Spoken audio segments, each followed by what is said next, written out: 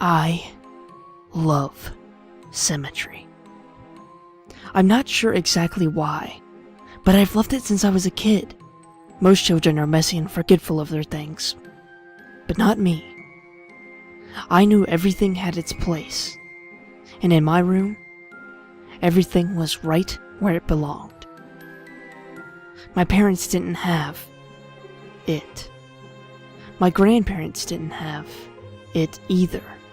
Not a single person in my family had it. I started referring to it as it because I truly believe it's a thing inside of me. A stowaway that shouldn't be there, but lives inside me.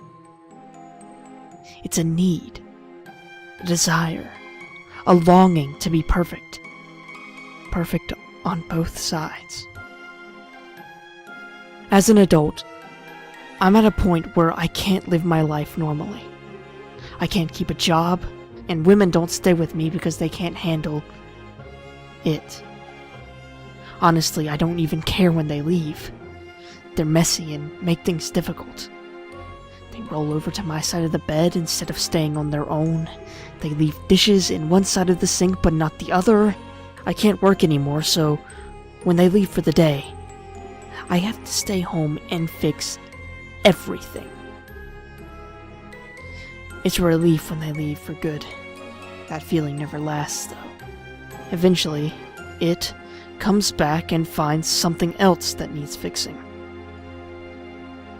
You may be asking, why would I seek out a relationship to begin with if I can't stand them? Well, it's hard for me to sleep in the middle of the bed all night without moving. Other than the relationship problem, my life is pretty much in order. I say pretty much because there is one last issue that must be dealt with.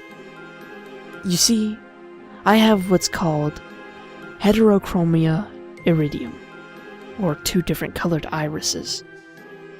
My right eye was a cornflower blue, and my left is a pale green. Both my parents have cornflower blue eyes. My siblings and cousins as well. My green eye was the broken one. It made me unbalanced. Every time I look at myself in the mirror, it stares right back at me. It's all I think about now. Everything is in its right place, except my green little mistake. It didn't hurt when I dug the spoon under my eye. It didn't even hurt when it popped out and was hanging by my cheek. Was it shock keeping the pain away? Or was it?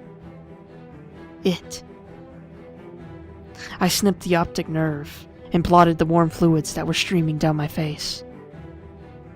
My vision being cut in half was a strange sensation. What was left of the dangling flesh, I placed back in the now empty hole. I bandaged the wound, rinsed the spoon, and went to sleep.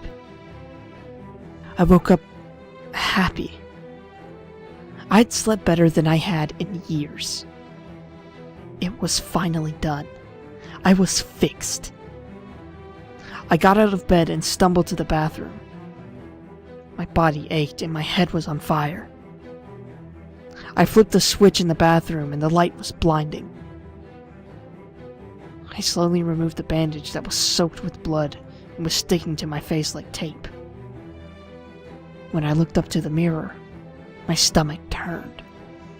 Only then had I realized what I'd done to myself, and I couldn't believe it. There was a hole on the left side of my face, but not the right. I was unbalanced. Again. It was much harder digging out the second eye. My hands were shaky. I missed several times, puncturing my pupil 3 times before I got it in the right place. Once the eye popped out, I reached for my scissors to finish the job. The blood from the previous night had dried on the blades, so the scissors didn't cut very well. You know when you were a kid in elementary school and your teacher made you cut construction paper for art projects? Did you ever try to cut too many pieces at once, but the scissors couldn't take it? The blades would kind of fold over each other, and the paper would get pinned in between them. That's what happened with my eye. The optic nerve was pinned between the two blades. It was stuck, and I tried desperately and frantically to make it unstuck. I slipped on the blood and started falling on the floor. Reflexes kicked in, and I let go of my eye to try and break my fall with my hand. The weight of the stuck scissors on my hanging eye was unbearable. I knew I couldn't stand it long enough to make it to the kitchen to get a knife. So I pulled. I pulled it straight out of my head. I felt the flesh tear from inside of my skull. I felt it rip and spew liquids everywhere. I knew I was crying, but there was no telling the tears from the blood or ocular fluid. When I heard the wet slap of bloody flesh against the tile floor, I knew I was done. I knew it was done. I could live my life now without having to see people's awful, messy, uneven lives. The relief washed over me, and I knew it would last this time. I had never felt this way before. Never had this much hope.